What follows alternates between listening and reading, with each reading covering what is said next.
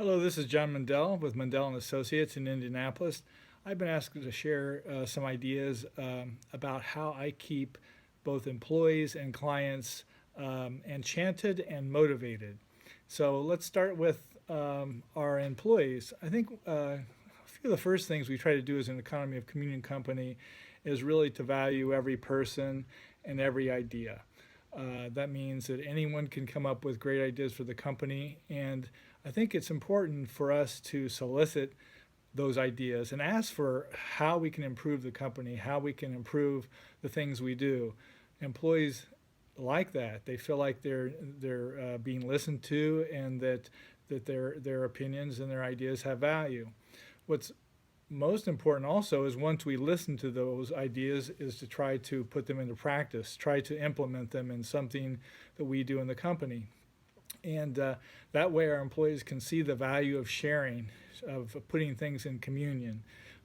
What we also try to do is acknowledge who came up with the good ideas. People like to be recognized, and so we make a lot of effort to make sure that we share that. We share the thoughts and ideas that come from different employees. Uh, Another thing we try to do is we try to give different people in the company different responsibilities based on how well we get to know them and what they value and what they want to contribute to. So, for example, we have someone who's in charge of parties, for example, in the company, or someone who's in charge of new protocols to do our kind of work. Different people have different things that turn them on, and so to give each employee a company-wide responsibility such that if we try to improve the company's processes, we have someone focused on that, and that they're the leader, they're the kind of cheerleader for that kind of area. Finally, we try to strike with employees a work-life balance, and that's always difficult in our business. We're a consulting firm, so many times we're rushing around, we're very busy, but to try to acknowledge the demands and needs of the families and people's personal time. And so it may be that someone works overtime one week, and the next week someone else works overtime. So we try to look at each other's life and try to balance the work that we have on our plate with the demands that we have in our everyday work life. So those are key things: listening to ideas, implementing ideas, sharing responsibility, and acknowledging that that we all have a life and a life and a family outside of work. So how do we take care of our clients now? How do we keep them motivated? How do we keep them interested in what we do?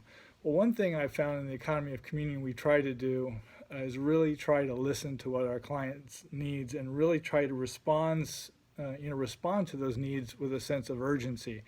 It's like that one idea we have: be the first to help others, and that means sometimes anticipating what our client needs even before they even think about it, and being very proactive in helping them, because then they can really feel, wow, these folks really listen to what I need. They're really responsive. Sometimes we send our clients things they haven't even asked us for, because we know enough about them. We get to know them as a person, and also what their real needs are. And if we find something, we will share that with them, even in times when we don't. We're busy with other things, and they haven't even asked for it.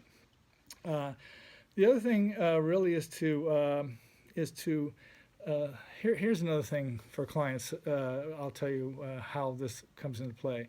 Sometimes when we send an invoice for a client, we wait to get paid by a client.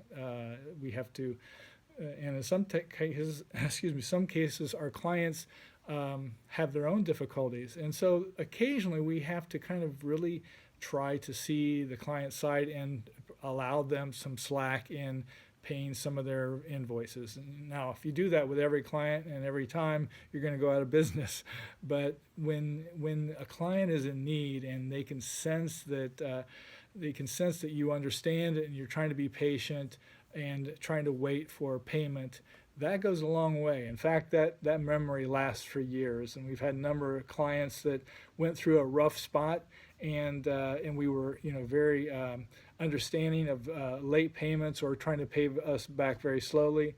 And a few years later, they were in great shape and they gave us tons and tons of work. So really, to try to make yourself one, this idea of making yourself one with your client and your client's needs, that's a part of the EOC. That's really trying to develop those deep relationships that go beyond business, and that forge that kind of enchantment factor. In other words, people wanting to work with you. They enjoy working with you because they like you. They feel like they're understood, sometimes that they're loved, and that you'll be there for them. So anyway, those are two different pieces of two different topics, employees and clients.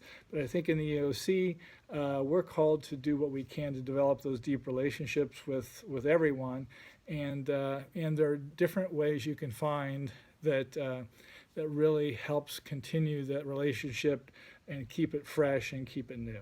So hope that helps, and thanks for listening.